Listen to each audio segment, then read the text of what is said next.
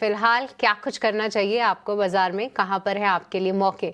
स्वागत करना चाहेंगे अजीत मिश्रा का, जो कि हमारे साथ मौजूद है।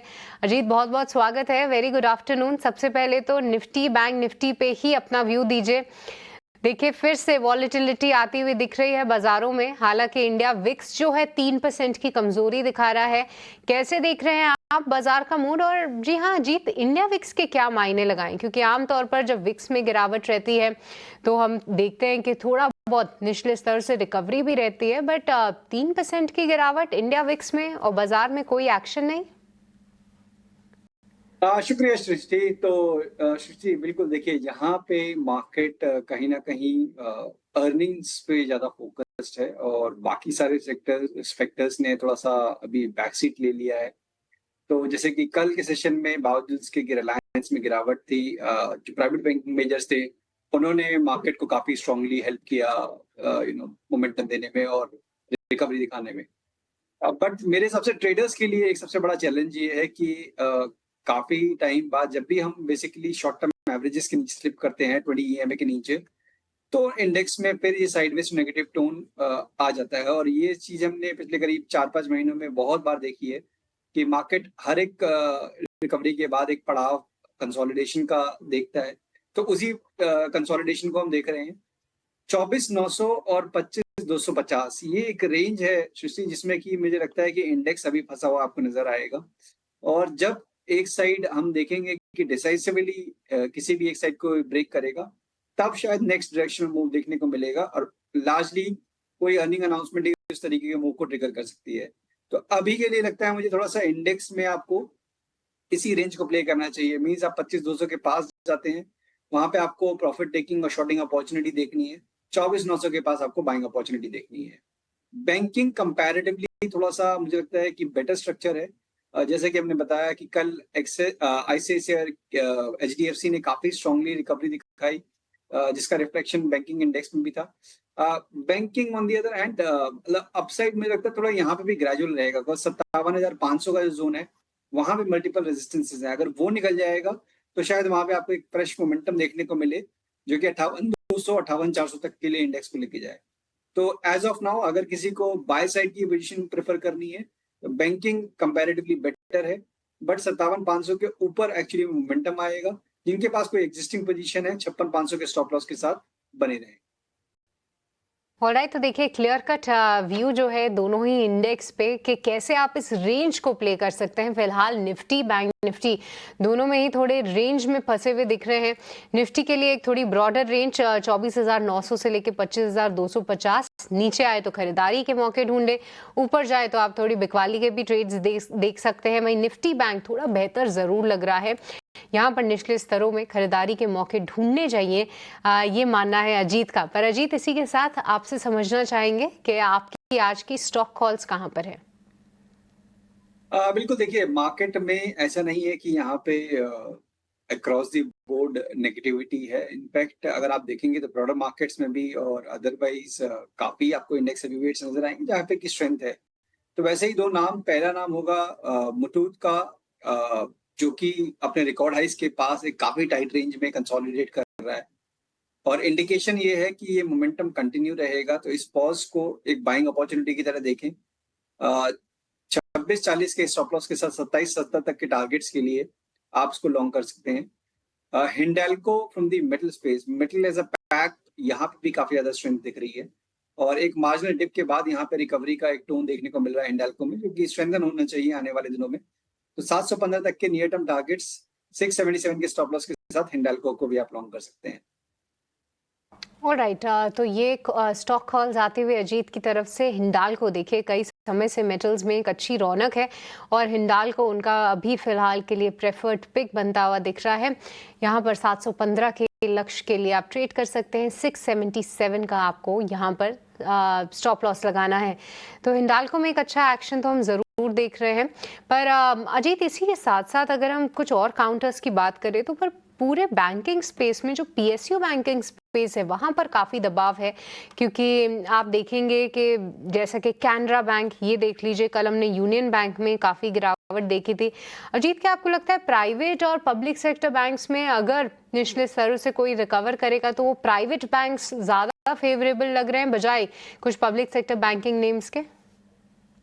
बिल्कुल सृष्टि, देखिए अगर 3 दिन पहले की अगर आप बात करते तो सिचुएशन एकदम अलग थी, जहाँ पे कि पीएसयूज़ का अपर हैंड था और private banking measures back foot पे थे। पोस्ट एचडीएफसी आईसीआईसीआई नंबर ये सिचुएशन थोड़ी-सी बदलती हुई नज़र आ रही है। दोबारा से पीएसयूज़ में प्रेशर देखने को मिल रहा है और प्राइवेट बैंकिंग मेजर्स में एक अच्छा ट्रैक्शन देखने को मिल रहा है। तो बिल्कुल अगर नियर टर्म की मैं बात करूँ तो डेफिनिटली यहाँ पे शायद हो सकता है कि आपको कंसोलिडेशन का टोन या हो सकता है further profit taking PSU pack में कंटिन्यू होते हुए नजर आए, वहीं पे कि आपको प्राइवेट बैंक मेजर्स थोड़ा सा कंपैरेटिवली स्टेबल रहेंगे।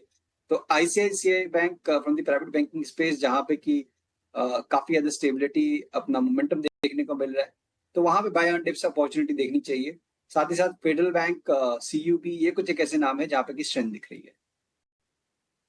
तो ये नज़रिया कुछ बैंकिंग काउंटर्स को लेकर, इन पर रखते हैं नज़र। पर फाइनेंशियल स्पेस में से एम&एम फाइनेंशियल्स ये अपने आज Q1 के नतीजे जारी करेगा। आइए समझते हैं क्या कुछ उम्मीदें हैं इस काउंटर को लेकर। वरुण दुबे हमारे साथ जुड़ चुके हैं ये पूरी जानकारी के साथ। वरुण, बताइए। देखिए, एम&एम फाइनेंस के नतीजे ठीक ठाक रहेंगे। अगर आप देखेंगे तो कंपनी ने जो अपना क्वार्टरली अपडेट दिया था उसमें कंपनी ने कहा था कि ओवरऑल डिसबर्समेंट ग्रोथ जो है 1% के आसपास सही है। बिजनेस एसेट्स में करीब 15% के आसपास की बढ़ोतरी देखने मिली है। कलेक्शन एफिशिएंसी करीब 95% के आसपास सही है। स्टेज 3 एसेट जो है 3.8 से 3.9% के आसपास रहे हैं। उसके बेसिस पे हमारा अनुमान है कि एयूएम में 14.5% के आसपास की बढ़ोतरी आपको देखने मिल सकती है। एनआईआई में करीब 10% के आसपास की बढ़ोतरी होगी, 1960 करोड़ रुपए के आसपास से आएगा। पीपीओपी में करीब 12% और मुनाफे में करीब 7% के आसपास की बढ़ोतरी होगी। 550 करोड़ रुपए के आसपास का आने का अनुमान हम लगा रहे हैं। वहीं अगर आप देखेंगे तो कंपनी की जो एसेट क्वालिटी है वो स्टेबल रहने का अनुमान है। क्रेडिट कॉस्ट में साल दर साल और तिमाही दर तिमाही आपको थोड़े बहुत दबाव या फिर गिरावट देखने मिलेगी। और ओवरऑल नेट इंटरेस्ट मार्जिन्स कैसे रहते हैं उस पर आपको नजर रखनी है। आगे के लिए गाइडेंस कंपनी क्या देती है उस पर आपको नजर रखनी है। पूरे नंबर्स अगर आप देखेंगे तो एक स्टेबल सेट ऑफ नंबर्स आपको एम&एम फाइनेंस से देखने मिल सकते हैं। तो एक स्टेबल सेट एम&एम फाइनेंस से इस बार एक्सपेक्टेड है, और साथ स्टॉक में भी अभी फिलहाल थोड़ी स्टेबिलिटी दिख रही है। पर ये भी ध्यान रखिएगा कि ये उन स्टॉक्स में से है जो कि नतीजों के बाद काफ़ी वॉलेटाइल हो जाता है, एक शार्प मूव्स देखने को मिलते हैं, तो उस पर ज़रूर नज़र रहेगी। पर अजीत, जो एक और स्टॉक जो कि आज नतीजों के दम पर फोकस में तो है पर एक अच्छा एक्शन दिखाया है, वो है हैवेल्स का शेयर। देखिए, ये स्टॉक में नंबर्स तो इतने अच्छे नहीं आए, पर मैनेजमेंट की कमेंट्री में थोड़ा उत्साह देखने को मिला आने वाले समय में डिमांड में, और साथ ही बोफा ने यहाँ पर रेटिंग अपग्रेड की है, साथ ही अपने लक्ष्य भी बढ़ाए हैं, और उसको लेकर देखिए स्टॉक एक्साइटेड भी है। शुरुआत जो है थोड़ी सी सपाट ज़रूर हुई थी, बट उसके अलावा अभी दिन डे हाई के आसपास है। कैसे देख रहे हैं आप इसका मूव अजीत? क्या यहाँ पे कोई ट्रेड के मौके या ऐसे मूव में पार्टिसिपेट करना सही रहेगा? देखिए, पिछले करीब 1 महीने का अगर आप ट्रेंड देखेंगे हैवेल्स का, तो एक काफी टाइट रेंज में ये फंसा हुआ आपको नजर आएगा। 1600 से लेकर 1500 के एक बैंड में ये स्टॉक आपको ट्रेड करता हुआ नजर आएगा। हाल फिलहाल में लोअर बैंड के पास ट्रेड कर रहा था, एक स्ट्रॉन्ग रिकवरी देखने को मिल रही है। आज वॉल्यूम्स काफी स्ट्रॉन्ग हैं, almost 3 times of the average volume already हो चुके हैं।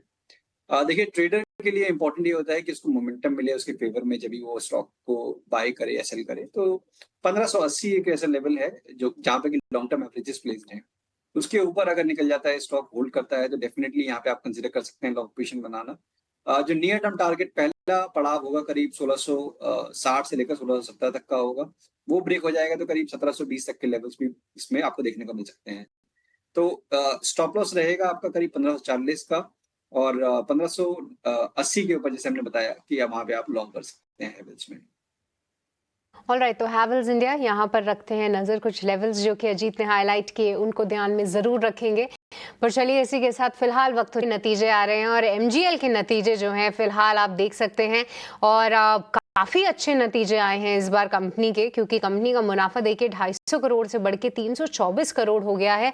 और अगर उम्मीदों की बात करें तो यहाँ पर जो स्ट्रीट की उम्मीदें थी वो 274 करोड़ करोड़ की थी, तो उसके मुकाबले जो है लगभग 50 करोड़ का एक बीट आया है कंपनी के प्रॉफिट फिगर में ही। और नंबर्स भी अवेटेड है। फिलहाल अगर हम देखें तो कंपनी के मार्जिन्स में भी साल दर साल एक सुधार आते हुए दिखा है और स्टॉक में लगभग 2% का जो एक अप मूव है वो फिलहाल आप देख रहे हैं। हाल फिलहाल एमजीएल में निचले स्तरों से एक अच्छा मूव भी रहा, ना ही सिर्फ एमजीएल बल्कि आईजीएल में भी अब मूव ट्रैक करना काफ़ी इंपॉर्टेंट हो जाएगा, क्योंकि ये दोनों कंपनीज के बिजनेस मॉडल बहुत सेम है। ये दोनों कंपनीज जब चलने पर आती हैं स्टॉक मूवमेंट के लिहाज से तो वो भी काफ़ी सिमिलर रहते हैं। अजीत, ये जो 2.5% का मूव है कैसे देख रहे हैं आप इसको चार्ट्स पे? क्या 1500 के ऊपर जो निकला है एमजीएल, क्या कोई ब्रेकआउट है जो कि फिलहाल दिखा रहा है ये? सृष्टि देखिए यहाँ पे जैसे आपने बताया कि ग्रेजुअल रिकवरी हमको देखने को मिल रही थी। एक पॉज हुआ था अभी हाल फिलहाल में एक मूव के बाद, जहाँ पे कि शॉर्ट टर्म एवरेजेस के पास एक बेस फॉर्म किया था और आज उसी बेस के पास से एक स्ट्रॉन्ग रिकवरी देखने को मिल रही है। तो इंडिकेशन ये है कि करीब 1600-1620 तक के लेवल्स नियर टर्म में आपको देखने को मिल सकते हैं। तो जिनके पास पोजीशन है या बनाना चाहते हैं 1480 के स्टॉप लॉस के साथ, यहाँ पे लॉन्ग पोजीशंस कंसिडर कर सकते हैं। ऑलराइट, तो एमजीएल यहाँ पर आप रखिए नज़र एक अच्छा मूव पर। अजीत, इसी के साथ साथ एक चार्ट चेक आईजीएल पे भी दीजिए, क्योंकि हाल फिलहाल 220 के लेवल्स, जो कि मुझे याद लास्ट फिगर यही है कि 220 के आसपास ये काफ़ी बार रेजिस्टेंस फेस कर रहा था ये स्टॉक। क्या यहाँ पर कोई लेवल जो कि ध्यान में रखना चाहिए, क्योंकि जब भी एमजीएल में एक मूव आता है कहीं ना कहीं आईजीएल में भी वो मूव चालू हो जाता है। अच्छा, 215 के स्तर दिखा रहा है फिलहाल आईजीएल। बिल्कुल देखिए यहाँ पे इनफैक्ट काफी स्ट्रॉन्ग बेस फॉर्मेशन हुआ है सृष्टि, और ये आपको शायद एक दो दिन नहीं बल्कि काफी लंबे ड्यूरेशन के लिए अगर आप कंसिडर कर सकते हैं तो डेफिनेटली एक अच्छा बेट हो सकता है। नियर टर्म में मुझे लगता है कहीं ना कहीं 228 से लेकर 30 का जो पड़ाव है, जहाँ पे लास्ट टाइम स्विंग हाई बनाए थे, उन्हीं लेवल्स के पास जाके शायद रेजिस्ट करेगा। बट डाउन साइड भी कैप्ड है, तो कहीं ना कहीं एक्यूमुलेशन की एक अपॉर्चुनिटी मिल रही है आपको एक 195 से लेकर 210 215 तक की रेंज में। तो अगर आपका नजरिया जैसे 3 से 6 महीने का है, डेफिनेटली आप कंसिडर कर सकते हैं इसको एक्यूमुलेट करना। क्लोजिंग स्टॉप लॉस रहेगा 190 का और ऊपर पे 230 पहला पड़ा, उसके बाद करीब 250। ऑलराइट, तो एमजीएल और आईजीएल दोनों पे ही स्टॉक व्यूज फिलहाल, और दोनों पे ही आप देखिए एक फिलहाल स्पाइक आते हुए दिख रहा है। पर चलिए अब आगे बढ़ते हैं और वक्त तो चला है जानने का आज की ऑप्शन की रणनीति, और रुक करेंगे हमारे अगले सेगमेंट मुनाफे के ऑप्शन का।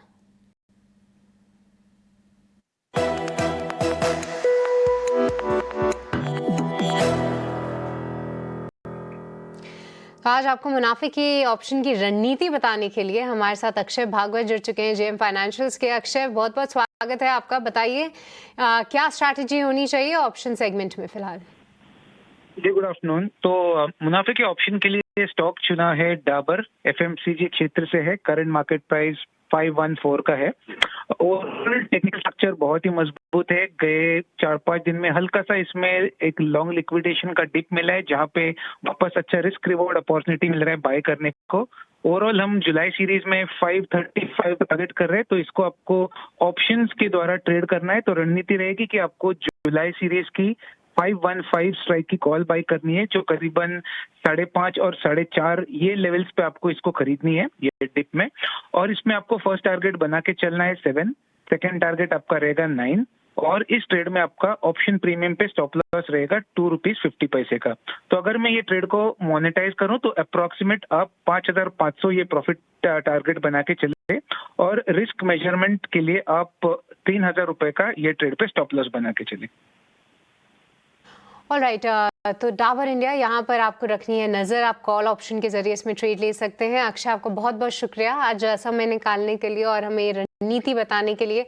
इससे जुड़े स्टॉप लॉस और टारगेट भी आपकी स्क्रीन पे हैं, पर हम आपको ये भी बता दें कि एफएनओ में 10 में से 9 लोगों को नुकसान ही होता है और ऑन एन एवरेज जो नुकसान है वो 1 लाख रुपए का होता है। तो इसको ध्यान में रखकर ही आप ट्रेड ले, अगर आप इसमें ट्रेड ले रहे हैं तो। पर नतीजों का रिएक्शन काफ़ी शार्प हम आते हुए देख रहे हैं, और साथ ही साथ डिक्सन टेक्नोलॉजीज ये एक और स्टॉक है, काफ़ी investor favourite, trader favourite stock इसको आप मान सकते हैं। और इसके नतीजों की अगर हम बात करें तो काफ़ी अच्छे नतीजे आने की उम्मीद है। इसमें कोई डाउट नहीं है कि कंपनी जो कामकाज कर रही है उसमें लगातार अच्छा प्रदर्शन, नई टेक्नोलॉजी लाने की कोशिश और साथ ही उनके क्लाइंटेल भी फिलहाल काफ़ी मजबूत है। आप देखेंगे तो double digit growth numbers across the parameters आपको दिखेंगे, पर नतीजों में सबसे इंपॉर्टेंट होगा इनके मार्जिन्स देखना, क्योंकि जो नतीजों में आएगा वो कहीं ना कहीं स्टॉक की अपमूव में आप फैक्टर इन समझ सकते हैं। बट मार्जिन्स जो कि 3.7% पे आने की उम्मीद है, अगर वहां से कोई बीट आए तो शायद वो एक बड़ा पॉजिटिव साबित हो सकता है डिक्सन टेक के लिए। साथ ही मैनेजमेंट की कमेंट्री जो हाल फिलहाल उन्होंने जेवीज किए हैं, आगे के लिए आउटलुक, ये देखना काफ़ी इंपॉर्टेंट होगा। पर अजीत, आपसे समझना चाहेंगे कि आप चार्ट्स पे क्या देख रहे हैं, क्योंकि कई बार नतीजों से पहले ही मार्केट कुछ उम्मीदें लगा के चलता है, कहीं ना कहीं वो चार्ट्स बयां करते हैं पोजीशनिंग के तौर पे। आप डिक्सन टेक को चार्ट्स पे कैसे देख रहे हैं और खास तौर से पोजीशनिंग? देखिए सृष्टि, यहाँ पे रिकवरी अच्छी आई है और पिछले करीब अगर आप 3-4 हफ्तों के मुंह को देखें तो करीब 13,000 के लो से आप 16,500 के लेवल्स के पास ट्रेड कर रहे हैं। तो नो डाउट एक डिसेंट रिकवरी है, बट अभी भी मुझे लगता है कि यहाँ पे रूम है। मींस कोई बहुत स्ट्रॉन्ग मोमेंटम जो कि यूजुअली हमें पहले देखने को मिलता है डिक्सन में, उस तरीके का मोमेंटम काफी लंबे टाइम से हमको देखने को नहीं मिला है। तो काफी एक स्टेबल हो गया है ये स्टॉक। मेरे हिसाब से 15,500 का जो जोन है वो एक काफी इंपॉर्टेंट सपोर्ट रहेगा शॉर्ट टर्म एवरेजेस का। जब तक इसके ऊपर ये होल्ड कर रहा है स्टॉक, तब तक पॉजिटिव टोन बरकरार रहेगी। तो एक्यूमुलेशन की राय होगी इसमें यहाँ पे कि आप ग्रेजुअली इसको एक्यूमुलेट करें। तो 16,500 से लेकर 16,000 के बीच के जोन है, इसमें आपको एक्यूमुलेट करना चाहिए। 17,000 एक पहला पड़ाव होगा जहाँ पे कि प्रीवियस 2 अटेम्प्ट्स हुए थे जहाँ पे कि स्टॉक ने रुका और वहां से एक प्रॉफिट टेकिंग आए। वो निकलने के बाद फिर आपको एक स्ट्रॉन्ग मोमेंटम में देखने को मिल सकता है जो कि स्टॉक को करीब 18,000 18,500 तक लेके जाए। तो डेफिनेटली यहाँ पे बनी रहने की राय होगी 15,500 के स्टॉप लॉस के साथ। यहाँ पे स्टॉप लॉस के साथ फिलहाल आप बने रह सकते हैं। ये व्यू आता हुआ डिक्सन टेक पे, इस पर ज़रूर नज़र रहेगी। आज मार्केट के बाद ही जनरली हम देखते हैं कि कंपनी के नतीजे आते हैं, बट कौन कॉल जो कि 5 बजे है उसमें क्या कमेंट्री आती है वो देखना सबसे ज़्यादा इंपॉर्टेंट होगा। पर इसी के साथ इस शो को यहीं पे समाप्त करने का वक्त हो चला है। अजीत, आपका बहुत बहुत शुक्रिया करेंगे, आज आपने समय निकाला और इंडेक्स पे, स्टॉक्स पे, सेक्टर्स पर हमसे चर्चा भी की और अपनी राय भी दी। पर चलिए इसी के साथ मुझे भी दीजिए इजाजत, पर आप कहीं मत जाएगा क्योंकि मार्केट से जुड़ा पूरा एक्शन ET Now स्वदेश पे ऐसे ही बरकरार रहेगा और अगला शो क्लोजिंग कॉल्स जल्द हाजिर।